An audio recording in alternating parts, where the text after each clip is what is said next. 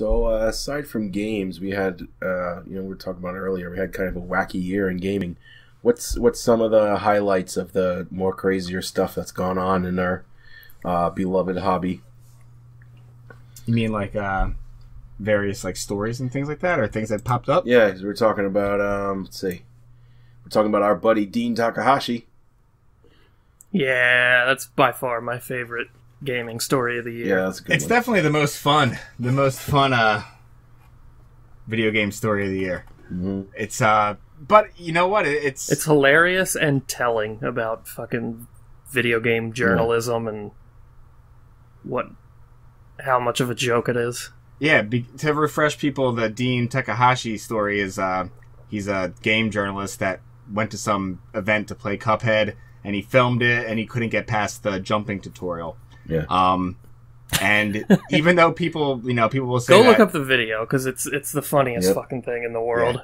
I mean, Cuphead can get challenging, but that tutorial, But not the is fucking tutorial. not challenging. So it's really funny. It's definitely one of my favorites. Something we my have the favorite most fun stories. with. It was one of those things where you're embarrassed for the person as you watch it from the comfort of your couch, and you're still like, that's I'm cringing. But I think a lot of it goes back to what you were saying, Nick, about like just like game journalists and all these people that write for these magazines and stuff, how they'll review something or they'll give their insight on something, but they have no experience or no knowledge or no skill set or nothing, and you see that all over the place anymore. Yeah, they are no way qualified to be judging games at all. Well, actually, it's funny because I screen capped something that I read today that almost it goes along with this. So there's a news article that Mad Catz is coming back. Yes, good old Mad Catz. So they went Now when bankrupt. people come, I can give them the shitty Mad Catz controller again. Yeah, but the thing is, like, Mad Catz was good sometimes and then bad sometimes because they would go through like different owners. Isn't that right, Chris? Like they'd have different buyers and stuff. Yeah, And like they got better over time too. Like just as they got more money, they put it into their products actually, and the controllers got better. They weren't just the lousy third-party ones. They actually came out with some good stuff. I heard they got really good at the end too with their fighting sticks. They had they were making the official. Yeah, I remember there was ones. a Mad Catz fighting stick that a lot of people liked. Mm-hmm. And they did all the newer Rock Band accessories, and That's what killed them. But they were doing those Triton headsets too, weren't they? mm-hmm. And they had a mouse, a PC mouse that people like to adjust the Rat. heights and everything. Yeah, the Rat. That's it. Mm-hmm. Yeah, and that looks good. But anyway, there's a whole article about how they're returning, blah blah blah, yada yada yada. And this person, Matthew Catillo, I can't read it. This is in Game Informer. So then they have a disclaimer note at the bottom after this news article about they're coming back, right? And it says, from the author, I am not familiar with Mad Catz's product lines, but it will be interesting to How see. old is he? Because that's fucking... Ugh. Yeah, 10 years. But it'll be interesting to see going forward if new management takes the company in new directions. What? How could it be interesting to him if he doesn't even remember fucking Mad Catz? Yeah, why? It's not interesting to him, yeah. But how have you never heard of Mad Catz? Yeah. Or Yeah, if you walked into any video game store 15 years ago, it's impossible to not see tons of Mad Catz peripherals hanging up all over the Yeah, store. they like knock you in your head when you walk through the door. I could see the name not ringing a bell if you don't really even play games, but if you were like, Or if you went to your goddamn buddy's house and they always had one shitty Mad Catz controller for their fucking friends to use because they weren't going to pay full price to get a normal controller that they were never going to use by themselves. Yep. that's what you would do. Yeah, everybody got the shitty Mad Catz controller. We used to actually, I remember when we played games like any multiplayer games, the loser of rounds would always get stuck with the shitty Mad Catz controllers. Yeah. But like even if you saw that logo, though, even if you weren't familiar, if you're casual, whatever, you see that logo, you're like, oh yeah, I remember them. But this person writes for Game Informer, and I don't really know who the biggest third-party accessory Why would they even manufacturers. pick him to write that piece? when he doesn't even fucking remember Mad Cats? There had to be somebody that works for him that fucking remembers Mad Cats. Why would he write that disclaimer? Like he doesn't have. That's not an article where you need to be like transparent about your knowledge of the fucking article. Yeah. Yeah. Like, and because in the comments, people are like, "Dude, what is this guy like? Fucking 8 years old that's writing this shit?" And like, people were like, a lot of people were like, "Dude, I don't believe this person never heard of fucking Mad Cats." It's different if it was like in, you know, some non-gaming website. It's just some random news website. If it was like fucking Tech Wall review. Street Journal. It was like, "Hey, Mad Cats." But yeah, other stories. You have a big one. The EA stuff came up. It's more towards it's fresh because it's the end of the year. Yeah. But EA continues to prove it's the worst video game company ever. With their Yeah, well, I mean, they fumble every fucking release, so it's not even... It's just Battlefront is the newest fuck-up. Yeah, but it's like on a whole nother Like, level. even all their it seems. sports franchises are fuck-ups. NHL, so fucking disappointing this year. Ugh. Was it? really, Yeah, and I love fucking hockey video games. And it sucks fat dick. That's right. And there was my whole foible when I was trying to play Madden, because I had my Xbox linked with someone that had Madden, so I'm like, yeah, I'll try it. Download it, tried to play it. The whole fiasco with my old account not talking to my new account. Man, to switch the new account over to the Xbox, and what a nightmare that was. Ridiculous. Do you have to sign into your EA account just to play their games on console? Yes. Because I know you have to do it for PC. Oh my god, what a nightmare! you have to sign in. Yeah. Wow. Yeah, I have to. Yeah. And like the It's console ridiculous. once you do it once, it's automatically doing it, but it wants to link the EA account with your console and won't let you play online unless there's an EA account attached to your Xbox or PSN gamertag.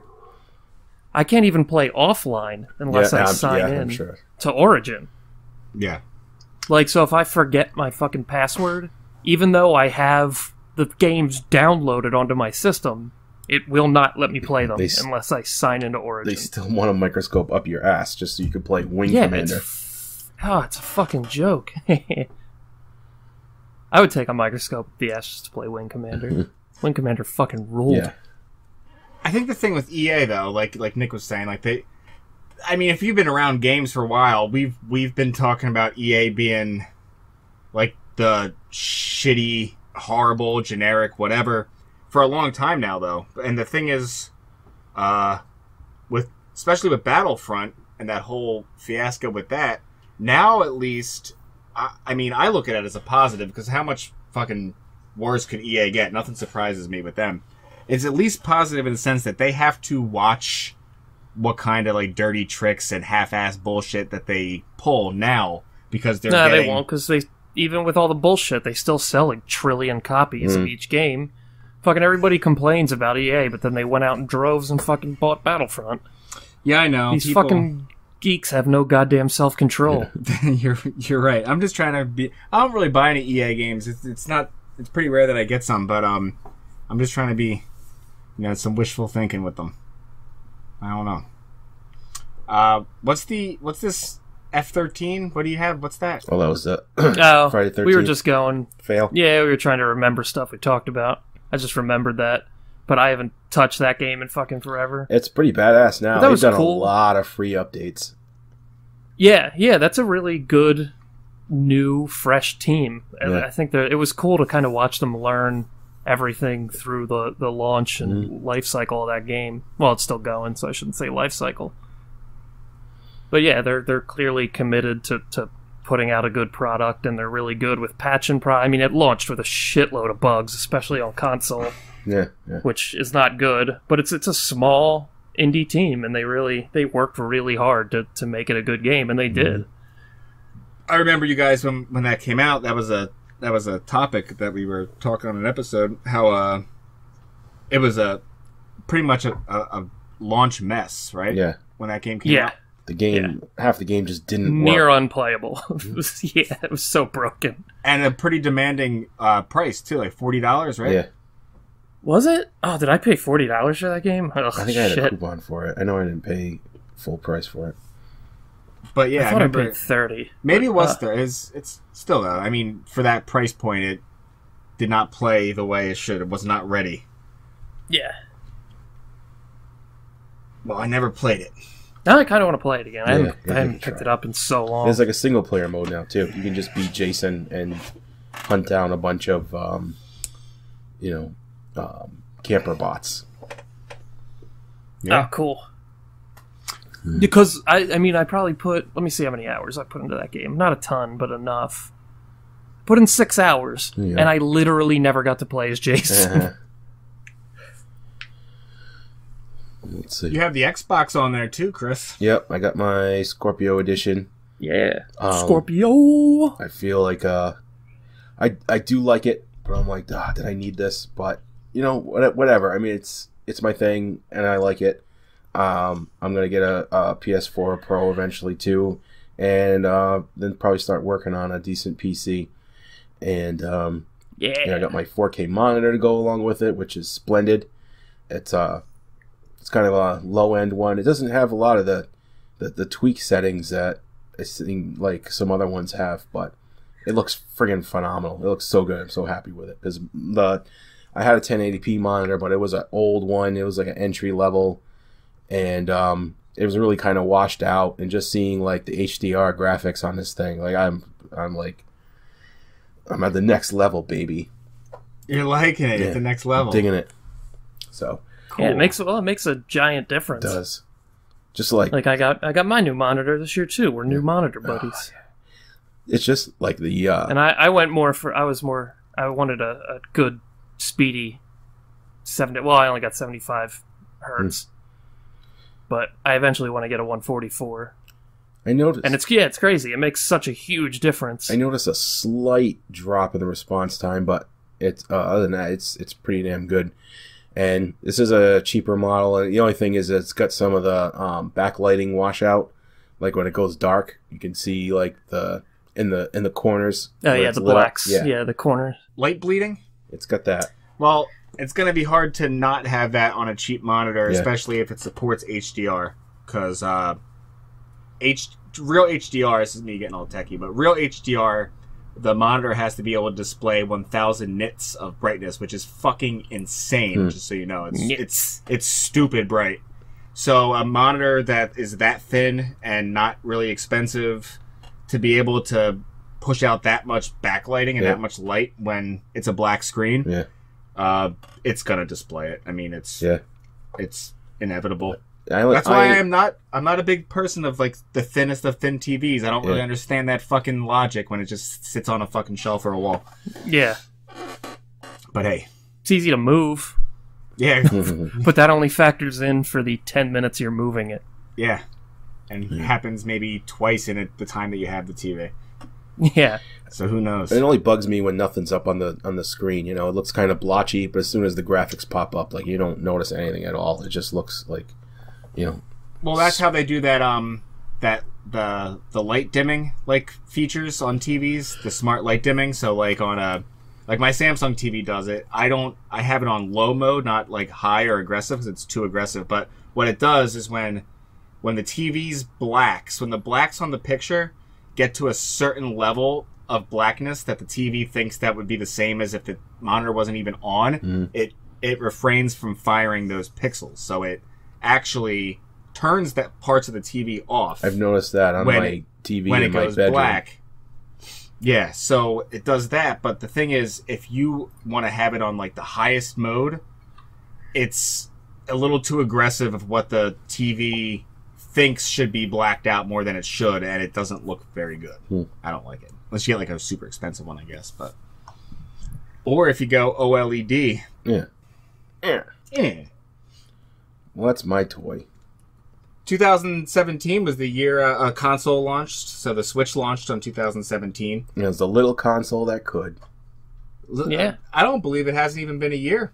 It feels like, and I think that says a little bit about the Switch for the 9 months that it's been out, a little bit over 9 months now. It has fucking 2 games worth playing.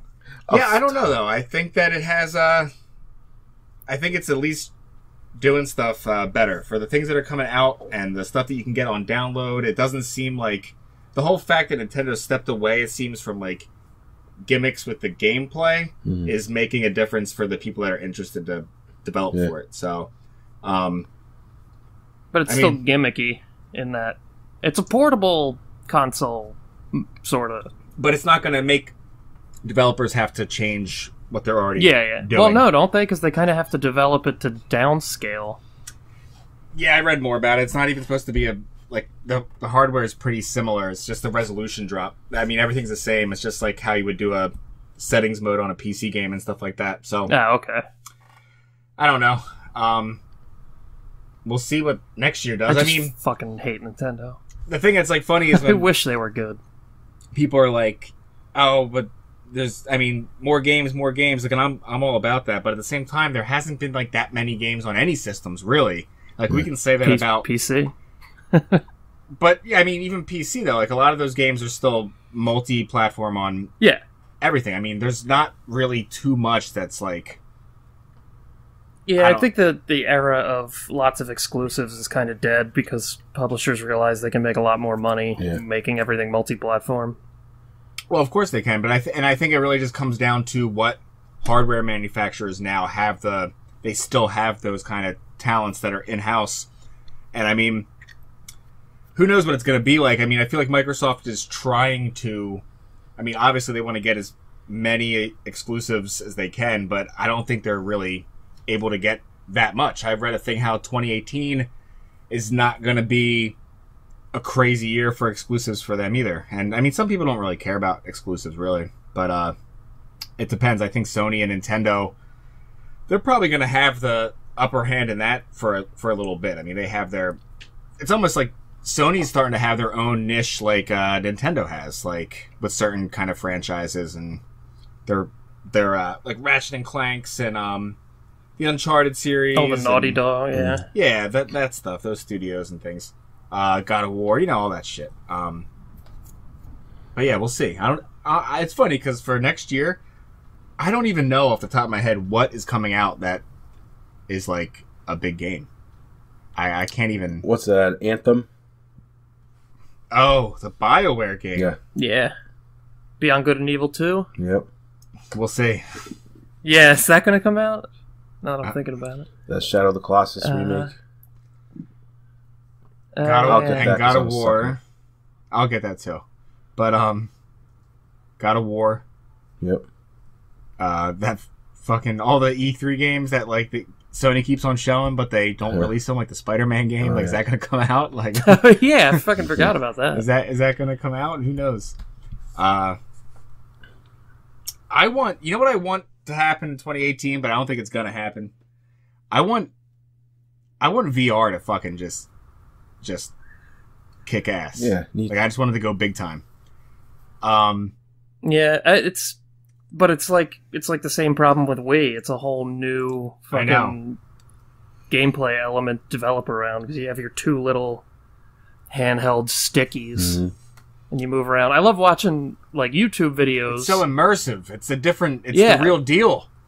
It looks cool. There's a lot of really cool shit already, but it's like small independent shit. They're not really games. They're almost tech demos. Yeah, they're short. Like Justin Roiland wrote one, the guy who does Rick and Morty.